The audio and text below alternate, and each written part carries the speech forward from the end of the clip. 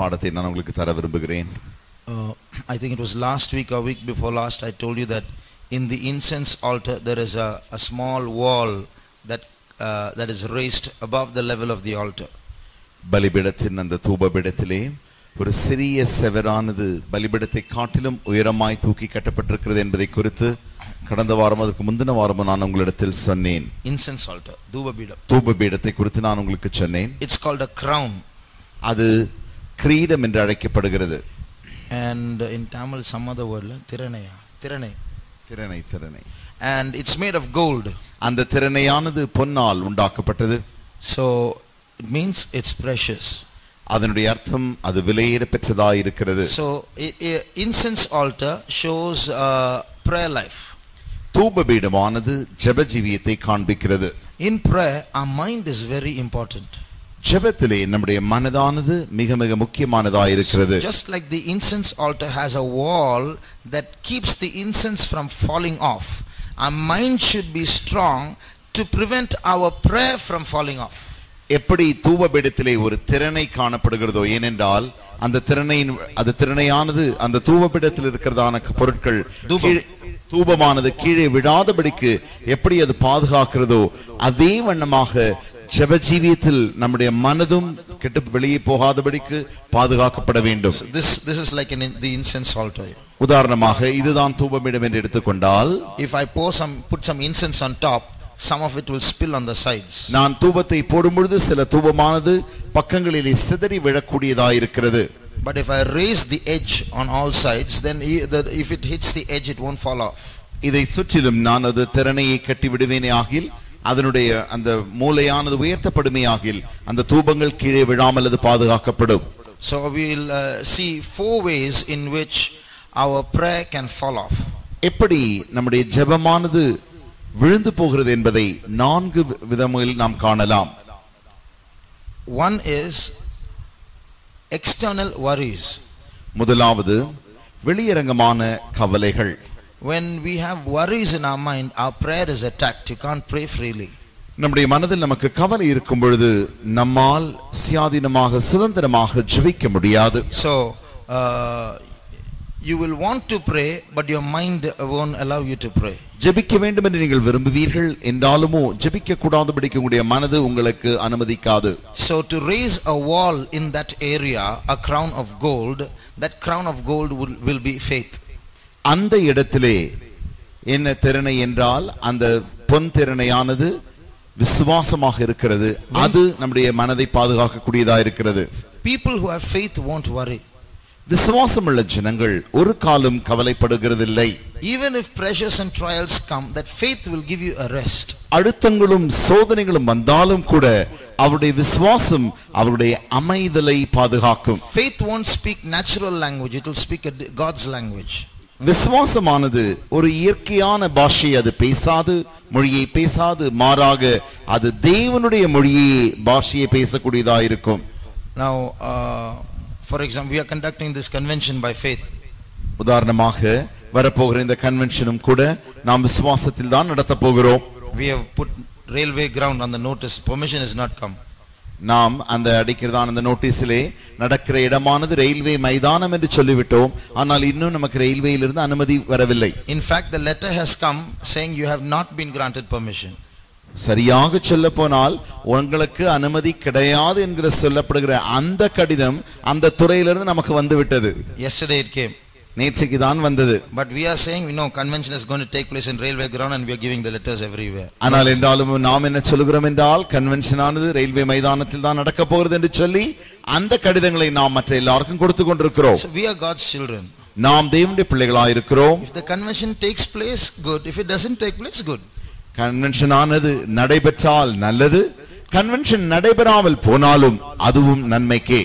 So faith won't worry. விசுவாசமானது ஒரு காலம் கவலைப்படாது. Because God is in charge. ஏனென்றால் தேவனே அங்கே பொறுப்பாய் இருக்கிறபடினாலே. Is there anything disturbing, any worry disturbing your prayer life? உன்னுடைய ஜெப ஜீவியத்தை எந்த கவலையாகிலும் தாக்கிக் கொண்டு அதை தடுத்து கொண்டிருக்கிறதா? Ask the Spirit of God to build up your faith, then all that worrying will go, you'll pray freely. தேவனுடைய ஆவியானவரை கூப்பிட்டு நீங்களுடைய விசுவாசத்தை கட்டி எழுப்பும்படி சொல்லுங்கள். அப்பொழுது ஒரு கவலையும் உங்களை தாக்க முடியாது. Secondly, இரண்டாவதாக distraction. கவனமின்மை. So there are so many things, our heart, our mind is a very capable mind. நம்முடைய மனதானது நல்ல திறனுள்ள ஒரு மனதா இருக்கிறபடினாலே அநேக கவன ஈர்ப்புகள் அல்லது கவனமின்மை உண்டாகிறது. Can think 1,000 thoughts in 1 second. ஒரே நொடியிலே 1000 சிந்தனைகளை இது அடையக்கூடியதா இருக்கிறது. So very quickly we'll start praying, but our mind will get distracted and start thinking, some of our minds have, kind of it has a kind of pattern. It starts with one thought, then gets linked and linked and linked and will go off in another street. நாம் ஜெபிக்க ஆரம்பிப்போம். ஜெபிக்க ஆரம்பித்த உடனடியாகவே நம்முடைய மனதின் சிந்தையானது ஒரு சிந்தையிலிருந்து இன்னொரு சிந்தைக்கு அப்படியே அது சங்கிலி போல போய்கொண்டே இருக்கும். அது ஒரு முறைமையாகவே இருக்கும். நம்ம எப்பொழுதெல்லாம் அப்படி செய்கிறோமோ அது யோசிக்க ஆரம்பித்த மாத்திரத்தில் ஒரு சிந்தனையிலிருந்து பல சிந்தனைகளுக்கு அது கட்டுக்கட்டாய் போய்கொண்டே இருக்கும். When I was small, I read one kind of a story, a funny story. நான் சிறுவனாக இருந்தபொழுது ஒரு கேளிக்கையான கதையை வாசித்திருக்கிறேன். Why is the fire engine red? ஏன் இந்த தீயணைப்பு வண்டியானது சிவப்பாக இருக்கிறது? So they gave the answer. அதற்கு பதில் அங்கே கீழே கொடுக்கப்பட்டது. Fire engine has 12 crew, 12 staff members. இந்த தீயணைப்பு வாகனத்திலே 12 வேலையாட்கள் உண்டு. And there are 12 inches in a ruler, in a scale ruler. நாம் பார்க்கிறதான இந்த அளவுகோலிலும் கூட 12 இன்ச்சுகள் மாத்திரமே இருக்கிறது, அங்குலங்கள் இருக்கிறது. In Tamil it won't be funny, only in English it will be funny. Anyway, you just say it. தமிழில் நாம் பார்த்தால் அது நமக்கு ஒரு கேளிக்கையாக தோன்றாது, ஆங்கிலத்தில் அது கேளிக்கையாக இருக்கும். So fire engine has 12, I'll tell it in English, okay.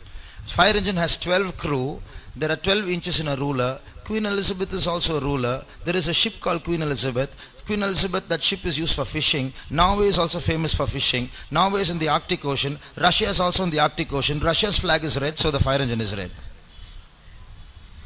So that's the answer. See, you see, using one point, it gets linked and goes to the another point. இங்கே நாம் இந்த கதையை பார்க்கும் பொழுது அந்த ரூலர் என்று சொல்லப்படுகிற அளவுகோலை எடுத்து அதே போல ஆளுகை செய்கிறவர்கள் என்று சொல்லி அதற்கு ராணியை பங்கிட்டு அதோடு கூட கப்பலை ஒப்பிட்டு கப்பல் இருந்து நார்வே ஒப்பிட்டு இப்படி அது போய்கொண்டே இருக்கும். இப்படித்தான் சிந்தனையானது ஒன்றாக தொடர்கதையாய் போய்கொண்டே இருக்கும். So finally it will branch off and finally you will open your eyes and then you will be wondering, you're not in the prayer thinking something else. Then you'll wonder, what am I thinking? Praise the Lord, praise the Lord. கடைசியில் திடீரென்று கண்ணை திறந்து பார்த்தால் உங்களுக்கே ஆச்சரியமாக இருக்கும், என்னவோ நடந்தது போல இருக்கும். கடைசியில் ஆனால் உங்களுடைய வாய் மாத்திரம் ஸ்தோத்திரம் ஸ்தோத்திரம் என்று சொல்லிக்கொண்டு எதற்காக நான் ஸ்தோத்திரம் சொல்லிக் கொண்டிருக்கிறேன் என்று நமக்கே தெரியாமல் இருக்கும். That's a manifestation of a weak mind.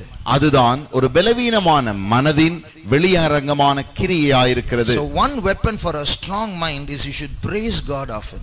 பலமுள்ள மனதுக்கு வேண்டியதான ஒரு ஆயுதம் என்னவென்றால் நாம் தேவனை அடிக்கடி ஸ்தோத்திரிக்கிறவர்களாக இருக்க வேண்டும்.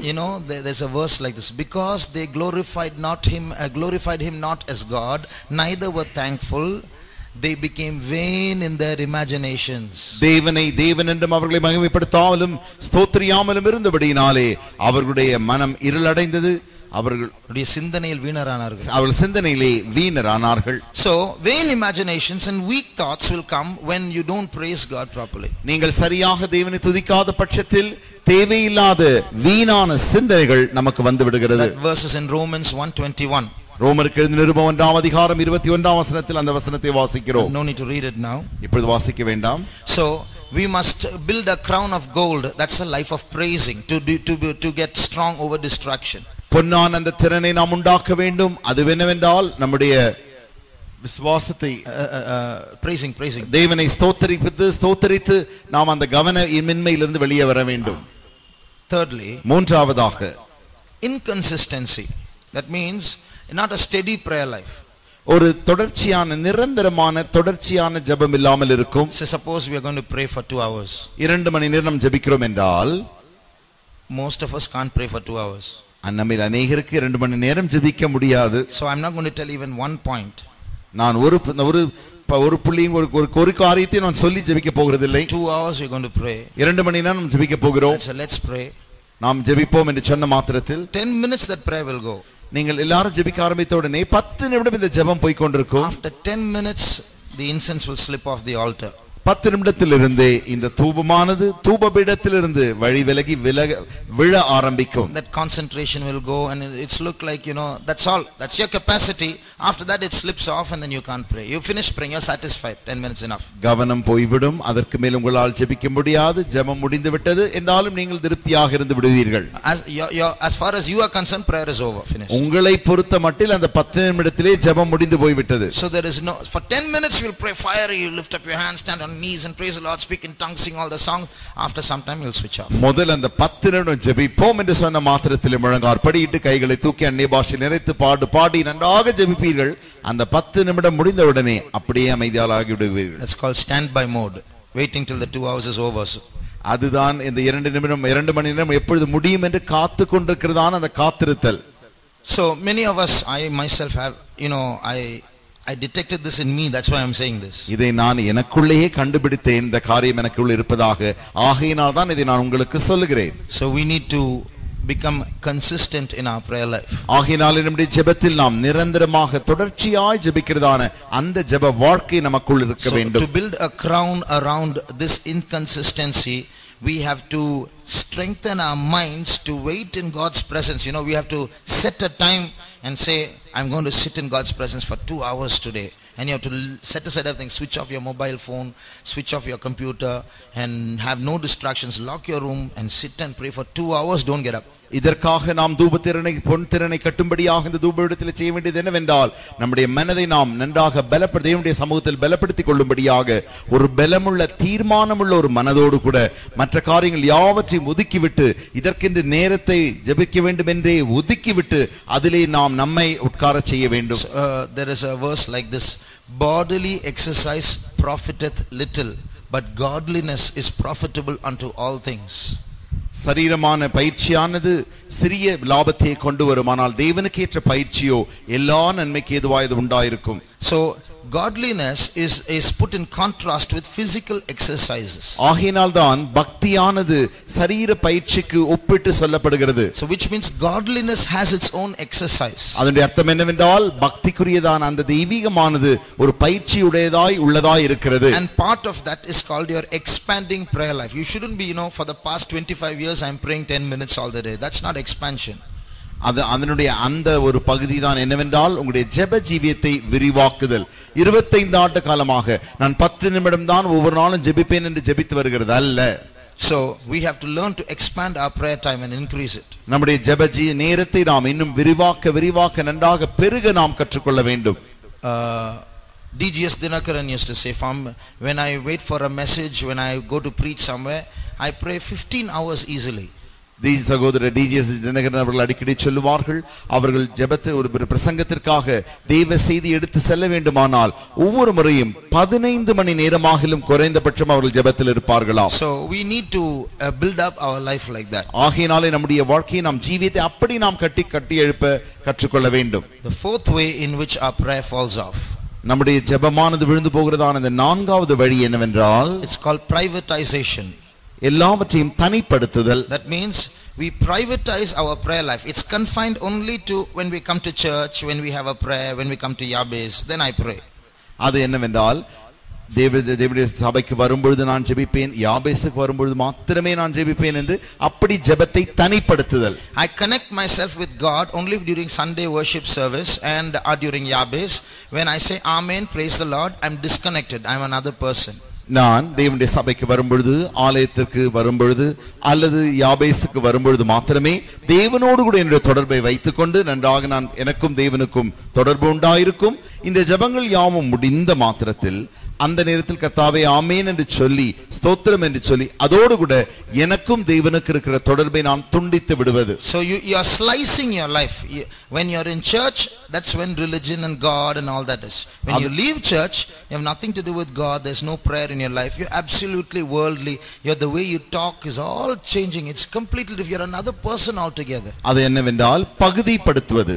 தேவனுடைய சபைக்கு வருவது, அங்கே ஜெபிப்பது, இவைகள் யாவும் ஒரு பகுதியாக வைத்துவிட்டு மறுபகுதி என்னவென்றால் உலகத்திற்கு போன மாத்திரத்திலே உலகத்தாரை போலவே பேச்சுக்கள் நம்முடைய நடை உடை பாவனைகள் யாவுமே அவைகளைப் போலவே மாறிவிடுவது. So to build a crown in this area, for you to expand this prayer life and contact with God even outside of prayer, ஜெபங்கள் முடிந்த பிறகும் கூட தேவனோடு கூட இன்னும் நாம் தொடர்பு வைத்துக் கொள்ள நம்முடைய ஜெப ஜீவியத்தை இன்னும் நன்றாக பெருக்கிக் கொள்ள செய்ய வேண்டிய காரியம் என்னவென்றால், you should cultivate a relationship with God. தேவனோடு கூட ஒரு உறவை ஏற்படுத்துகிறதான அந்த உறவை இன்னும் ஸ்தாபிக்கிறதான அந்த அனுபவம் உங்களுக்குள் உண்டாக வேண்டும். Many of us pray, அநேகர் நம்மில் ஜெபிக்கிறோம், but many of us don't have a relationship with God. என்றாலும் நமக்கும் தேவனுக்கும் நல்ல உறவோ தொடர்போ காணப்படுகிறதில்லை. See, supposing you have a close friend, உதாரணமாக உங்களுக்கு ஒரு நெருங்கிய நண்பர் இருந்தால், nobody needs to tell you, so at least once a day you must talk to him, okay? யாரும் உங்களிடத்தில் வந்து சொல்ல போகிறதில்லை, நீ நெருங்கிய நண்பரோடு கூட தினமும் ஒரு நாளைக்கு ஒரு முறையாகிலும் பேசித்தான் ஆக வேண்டும் என்று யாரும் சொல்லுகிறதில்லை. Don't just speak for 5 minutes, at least pray 10-15 minutes. 5 நிமிடம் மாத்திரம் பேசி விடாதே, குறைந்தது 10 அல்லது 15 நிமிடமாகிலும் ஒரு நாளைக்கு நீ பேச வேண்டும் என்று யாரும் சொல்லுகிறதில்லை.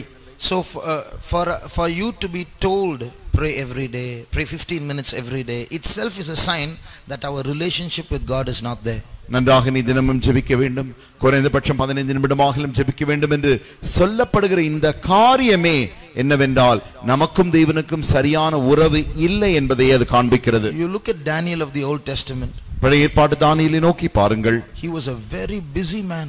அவன் மிக மிக அலுவலான ஒரு அதிகாரி. Next to the king, ruler of 120 provinces. அவன் 120 மாகாணங்களை ஆளுகிறதான பெரிய ஒரு பிரபுவா இருந்தான். What a busy man he must have been. அப்படி அவன் ஆளும் பொழுது எவ்வளவு அலுவல் அவனுக்கு உண்டாயிருந்திருக்கும். But in the middle of that, he would kneel down and pray thrice a day. இவைகள் எல்லாவற்றின் மத்தியிலும் அவன் ஒவ்வொரு நாளும் 3 முறை ஜெபிக்கிறவனாக இருந்தான். Look at the Muslims. நீங்கள் முகமதியர்களை பாருங்கள். Every day they do their prayers very regularly, at least a good part of them. அவர்கள் ஒவ்வொரு நாளும் தங்களுடைய ஜெபங்களை அந்த நமஸை சரியாக செய்து வருவார்கள். So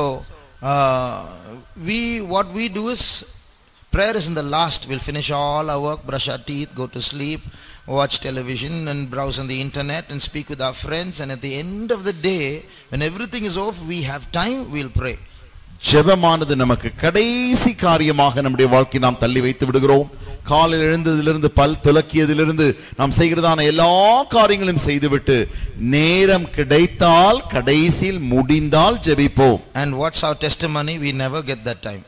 நம்முடைய சாட்சி என்ன?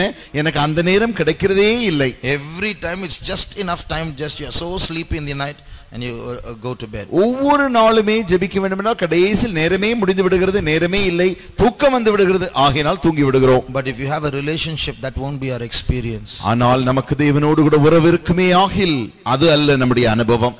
We love to pray. ஜெபிக்க வேண்டும் என்று நாம் ஆசையாய் இருப்போம். We won't know time passing when we pray. நேரம் போகிறதே நமக்கு ஜெபிக்கும் பொழுது தெரியாமல் இருந்துவிடும். So here again we should exercise ourselves in carrying this relationship, which is only confined to some time and some prayer sessions. We should take it to the rest of our life. இங்கே நாம் ஒரு குறிப்பிட்ட நேரத்தில் மாத்திரமே நாம் ஜெபிக்கிறதாக ஜெபத்திற்கு ஒதுக்கி வைக்கிறதாக காணப்படுகிறோம். அப்படி இல்லாமல் எப்பொழுதுமே நம்முடைய வாழ்க்கையின் எல்லா பகுதிகளிலும் ஜெபத்தோடு கூட ஜெபம் இருக்கிறதான ஒரு வாழ்க்கையாய் காணப்பட வேண்டும். One way you can do that is learn to talk to Jesus with your eyes open also. அப்படி செய்வதற்கு பல வழிகளில் ஒரு வழி என்னவென்றால் கண்களை திறந்து கொண்டே உன் இயேசுவோடு கூட பேசுகிறதை நீ பழகிக்கொள். When you are driving your two-wheeler, நீ உன்னுடைய மோட்டார் வாகனத்தை ஓட்டும் பொழுது don't close your eyes and pray. கண்களை மூடி நீ ஜெபிக்க வேண்டாம். But you can open your eyes and pray. கண்களை திறந்து நீ ஜெபித்துக் கொண்டே ஓட்டிக்கொண்டே போகலாம். So you can have a communication with Jesus at that time. அந்த நேரத்திலும் கூட இயேசுவோடு கூட உனக்கு சம்பாஷணை உண்டாகிக் கொண்டே இருக்கும். When you're traveling by bus, நீ இப்ப பேருந்திலே பயணம் செய்யும் பொழுது you can keep yourself occupied by trying to converse with Jesus even in that time. அந்த நேரம் கிடைக்கிற நேரத்தில் எல்லாம் இயேசுவோடு கூட பேசி பேசி பேசி உன்னுடைய நேரத்தை நீ அதிலே நீ செலுத்த வேண்டும். So that's how you exercise yourself in taking your prayer life through the day. அப்படித்தான் உங்களை பயிற்சிவித்து முழு நாளுமே ஜெப ஜீவியத்தில் இருக்கும்படி நமக்கு பயிற்றுக் கொள்ளலாம். So 4 things. நான்காவது காரியம், for external worries you must build up your faith. வெளியரங்கமான கவலைகளுக்காக நம்முடைய விசுவாசத்தை நாம் கட்ட வேண்டும். If you are distracted, learn to praise God. கவனமின்மை உங்களுக்கு வறுமையாகில் தேவனை ஸ்தோத்திரிக்க கற்றுக்கொள்ளுங்கள். If you are living an inconsistent prayer life, ஒரு நிரந்தரமில்லாத சரியில்லாத ஜெப வாழ்க்கை உங்களுக்கு இருக்குமே ஆகில், exercise yourself where you can slowly expand your prayer sessions. உங்களுடைய ஜெப நேரங்களை கொஞ்சம் கொஞ்சமாக கொஞ்சம் மெதுவாக அதை விரிவாக்க பெருக்கிக் கொள்ள கற்றுக்கொள்ளுங்கள். Whenever you get some time slot where you are free, sit down on your mat and don't get up for 2 hours. உங்களுக்கு எப்பொழுதெல்லாம் ஒரு நாளில் நேரம் கிடைக்கும் உடனடியாக பாய் மேல் உட்கார்ந்து எழுந்தே போகாதபடிக்கு நீங்கள் ஜெபிக்க ஆரம்பியுங்கள். Your cell phone is a big enemy for your prayer life. உன்னுடைய ஜெப ஜீவியத்திற்கு விசேஷமான ஒரு பெரிய சத்துரு யார் என்றால் உன் கையில் இருக்கிறதான அந்த செல்போன் தான். While you are praying in the peak hours, you will get one SMS, ting ting ting ting, and you'll just see what's that, who's that, who knows, and then that's the end of your prayer. நன்றாக நீ ஜெபித்த அந்த ஜெபத்திலே உச்ச கட்டத்தில் காணப்படும் பொழுதுதான் உனக்கு திடீரென்று ஒரு துரித செய்தி வந்துவிடும். அது என்னவாயிருக்குமோ என்று நீ அதை காணும்படியாகவே ஜெபத்தை நிறுத்தி நீ போய் அந்த தொலைபேசியை பார்க்க ஆரம்பித்து விடுகிறாய். ஜெபம் முடிந்து விடுகிறது. Switch off your mobile when you pray. நீ ஜெபிக்கும் பொழுது உன்னுடைய மொபைல் போனை நீ ஆஃப் செய்து விடு. Fourthly, don't slice your prayer life. நான்காவதாக உன்னுடைய ஜெப ஜீவியத்தை பகுதிப்படுத்தி விடாதே. You expand it through the day. முழு நாளும் அப்படியே ஜெபிக்க பழகிக்கொள். Try to talk to Jesus even with your eyes open. உன்னுடைய கண்களை திறந்து கூட இயேசுவோடு கூட பேசுகிறது நீ பழகிக்கொள்வாயாக. Keep the warmth that is in the prayer session throughout your life. ஜெப ஜீவியத்தில் காணப்படுகிறதான அந்த சூடை முழு நாளும் அந்த சூட்டை எப்படியாகிலும் காத்துக்கொள்ளும்படி முயற்சிப்பாயாக. Shall we close our eyes? நான் உன்னுடைய கண்களை மூடுவோமா?